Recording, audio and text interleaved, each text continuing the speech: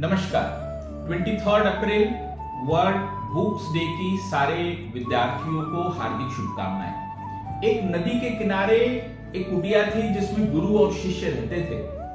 एक दिन शिष्य ने गुरु से पूछा कि मैं इतनी सारी किताबें पढ़ता हूं, बार बार पढ़ता हूं, लेकिन मेरे ब्रेन में, मेरे दिमाग में तो कुछ रहता ही नहीं, तो किताबें पढ़ने का क्या फायदा। गुरु ने कहा तुम एक काम करो, अपने कुटिया में छलनी रखी हुई है, वो छलनी लेके जाओ और नदी से मेरे लिए पानी लेके आओ। शिष्य गया, उसने छलनी उठाई और नदी में गया और नदी से उस छलनी में पानी भरने लगा, लेकिन छलनी में पानी आता और नीचे गिर जाता। वो बार बार प्रयास करता, छलनी में पानी आता, नीचे गिर जाता, फिर वो प्रयास करता, छलनी में पानी आता, नीचे गिर जाता। उसने ऐसा 10-20 बार किया, लेकिन छलनी में पानी आया नहीं। तो वो हार कर फिर गुरु के पास में गया कि गुरुजी मुझे माफ कीजिए, मैं छलनी में पानी लेकर नहीं आ रहा हूं, आ पा रहा हूं।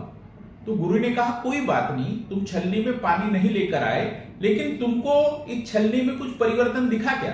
तो उसने कहा हाँ बिल्कुल दिखा।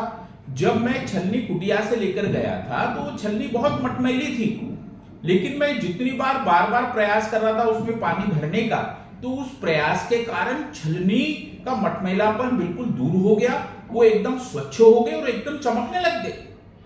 तो ठीक उसी प्रकार गुरु ने कहा कि एक बात याद रखो, जैसे ये छलनी में पानी नहीं रुका, लेकिन उसने छलनी की स्थिति को बदल दिया, उसको चमकने वाली बना दी, उसको सुंदर बना दिया।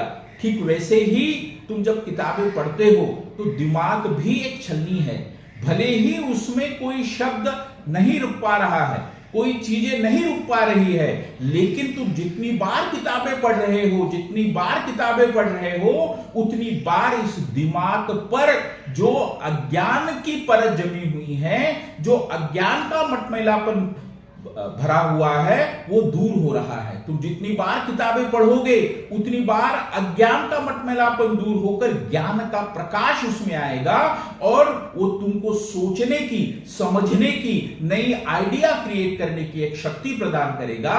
इस कारण किताबें पढ़ते रहिए।